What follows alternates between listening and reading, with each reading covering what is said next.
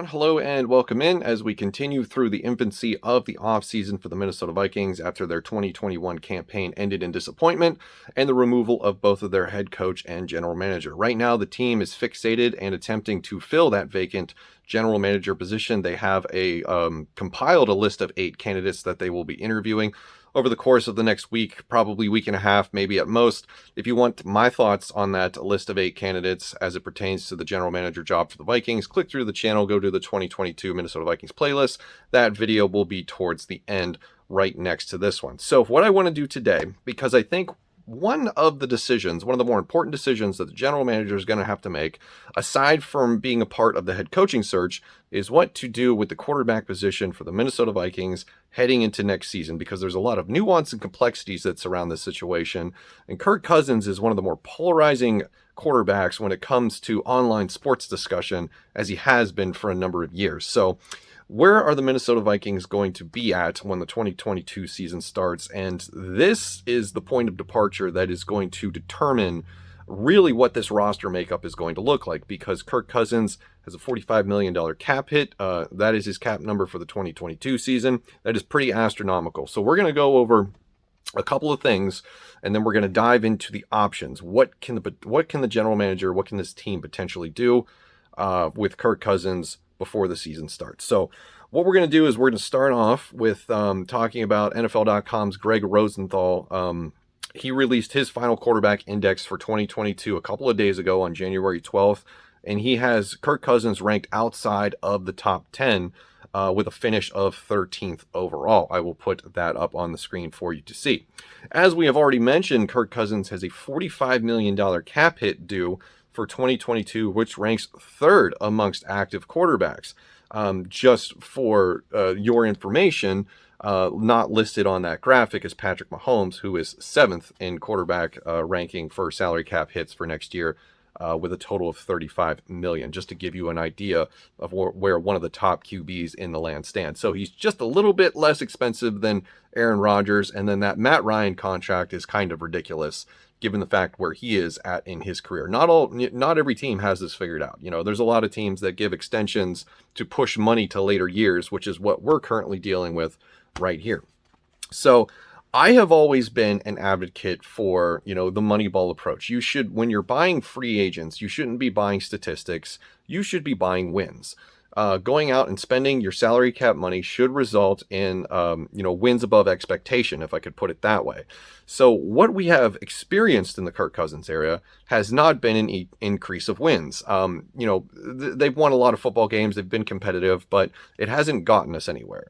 And I know that people want to say that wins are not a quarterback stat. I completely agree with that, in the same breath that I don't believe that individual awards are a team stat. And the same way that I believe that, Super Bowls and, titles, division titles, conference titles are not individual statistics, even though we like to lump those in with the quarterbacks, right? How many Super Bowls does this quarterback have? Because that's going to determine his Hall of Fame status, which is just the most ridiculous measurement that you could use for somebody who has achieved greatness, in my opinion. So I am on board with the fact that wins are not a quarterback stat. However, in the NFL, you're in the business of getting wins. And if you're not buying wins, you're going about this the wrong way.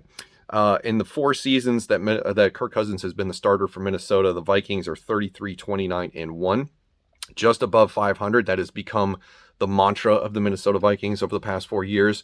This, magnetic pull to and from away the 500 mark.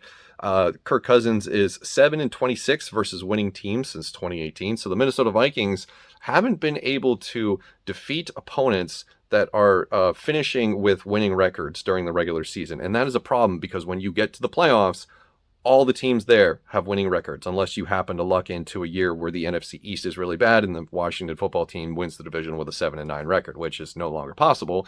It would have to be an 8-9 record to get in. But I digress on that point. He did get a little bit better. The team did get a little bit better in wins against teams that finished with a winning record this season. They finished 3-5 in that category.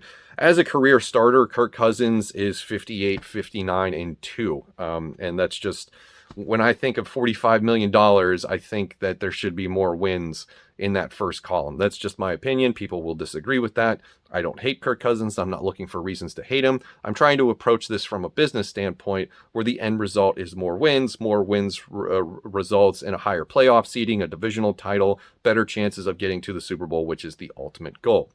So, having said all of that, let's bring it back to what can the general manager do? What are the options that this team has heading into next season for Kirk Cousins in the quarterback position? So let's just focus on Kirk Cousins specifically, and then we can talk about, whatever else that we need to as a follow-up. So option number one is that Kirk Cousins' contract could be extended and they could push some of the money that he's due down the road. And that is a logical, something that we've seen before, right? Because we saw this a couple of years ago. The team needed salary cap relief in order to, fill positions of importance and, go out and get free agents, because you're going to lose players to free agency every year. It's something that happens unless you're the Tampa Bay Buccaneers who managed to retain everybody after their Super Bowl win, which is just unheard of. But that, that's the kind of culture that they built.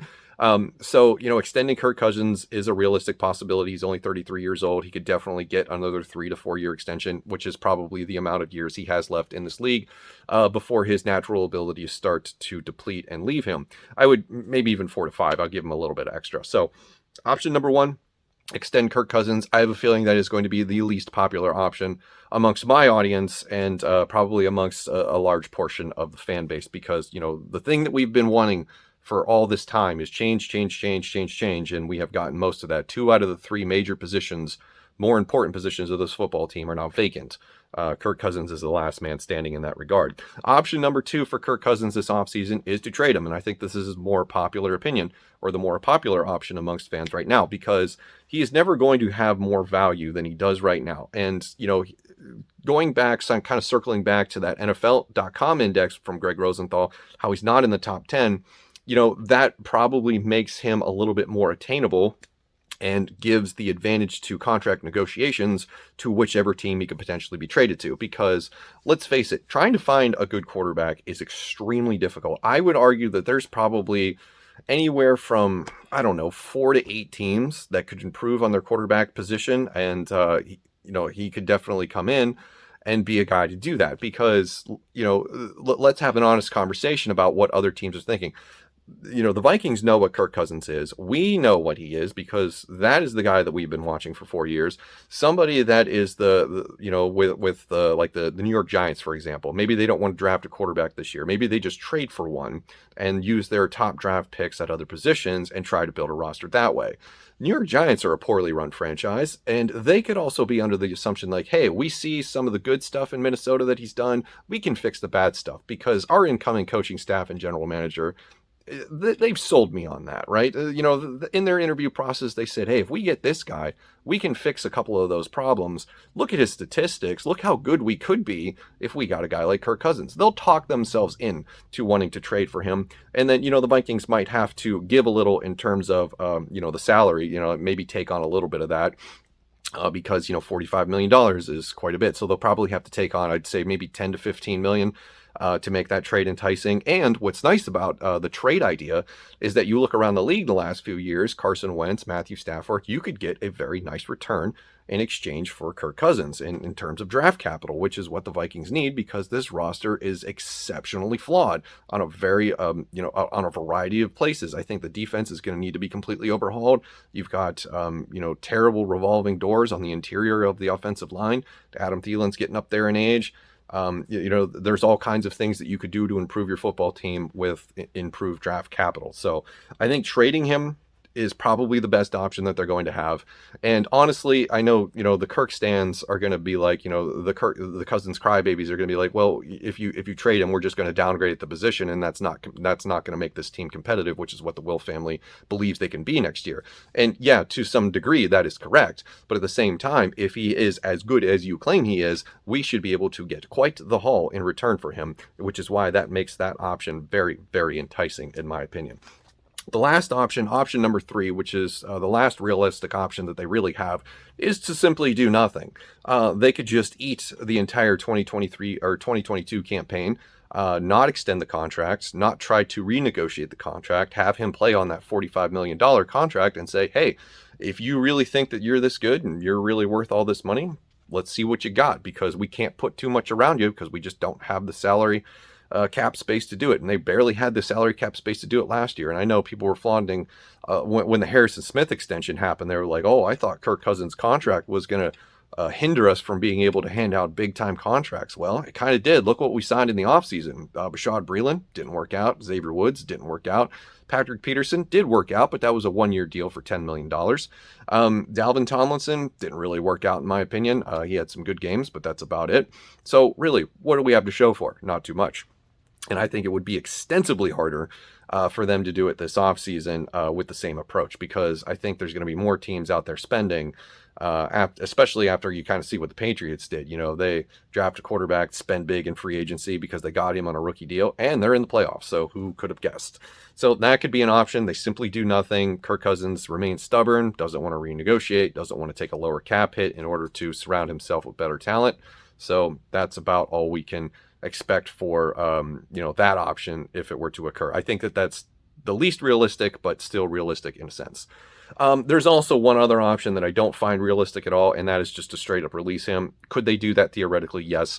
Will they do that? Hell no. I don't think that there is a general manager or a head coach out there that is going to interview with the Vikings for a job and say, well, we should just cut our losses and get rid of him. It's not happening. They're either going to come in and say, we can fix him, we can trade him, or we're going to do something else. And I think cutting him is completely off the table, that it's just not going to happen, especially considering what we just went over in terms of the argument of what you can get for him in exchange for a trade. So I don't think that's an option. So your options are extend him, which I think is the least popular.